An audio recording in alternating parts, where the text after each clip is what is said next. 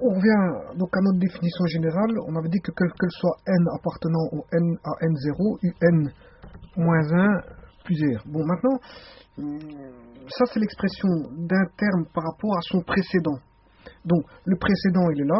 Le précédent de un, c'est un moins 1. Mais le suivant, c'est quoi?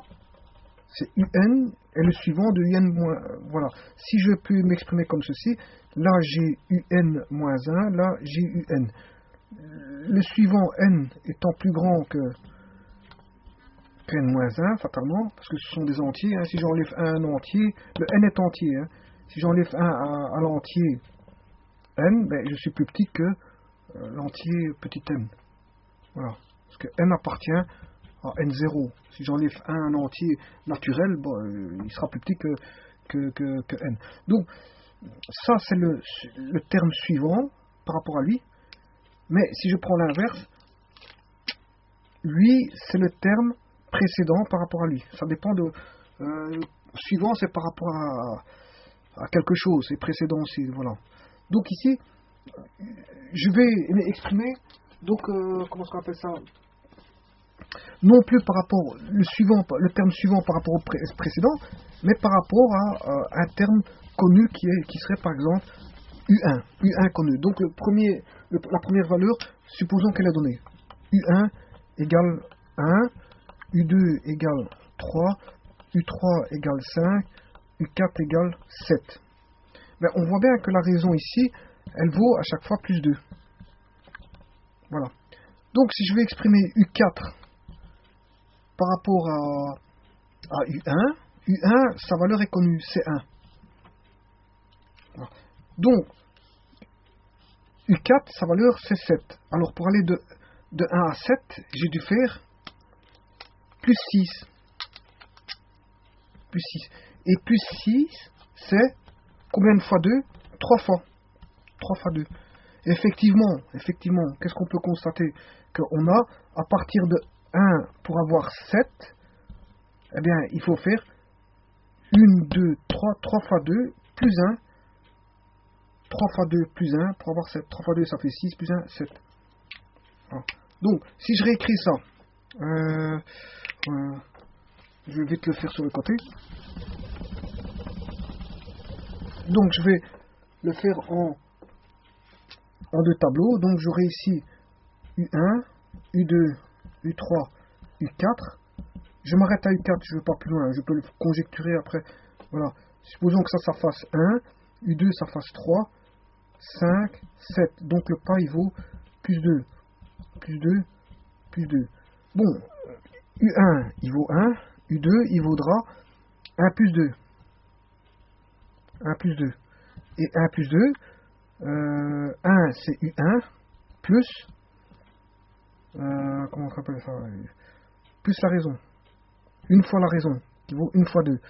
U3, ça vaudra 1 plus, U3 vaut 5, c'est 1 plus 4. Donc c'est U1 plus 2 fois la raison. C'est normal parce qu'on a 1 plus 2 fois la raison.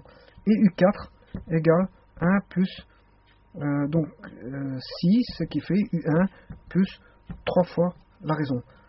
Voilà, donc pour trouver UN, un terme général UN, par rapport à U1 de connu, U1 est connu, hein, le rang 1 étant connu, comment exprimer n'importe quel terme de la suite par rapport à U1?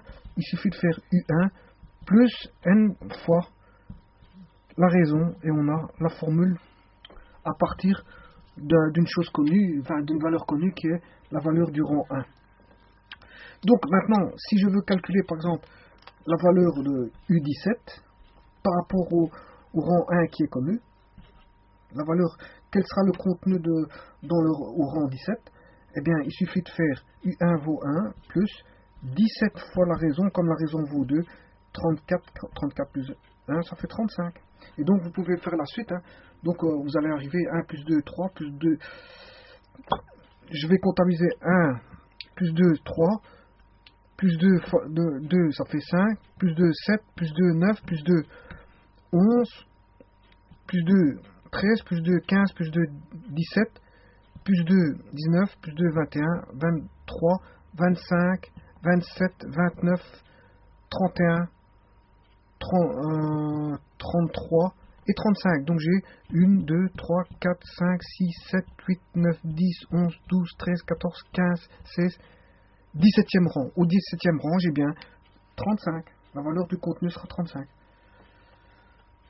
Voilà, donc ici c'est tout simplement pour résumer, c'est en fait voici la formule pour n'importe quel terme de la suite, U24, U25, U26 ou U100, même U100, hein, ce sera, si on connaît le terme qui est donné, terme du rang 1 est donné, eh bien ce sera U1 plus n fois la raison, n étant en fait le nombre de passages de pas pour arriver de 1 à 17. Donc ici c'est vrai que n,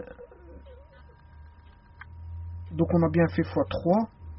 Par exemple ici si je prends de 1 à 3, on a fait 2 fois la raison. Mais comment trouve-t-on c'est vrai qu'ici c'est pas n, hein, je m'excuse, c'est pas n.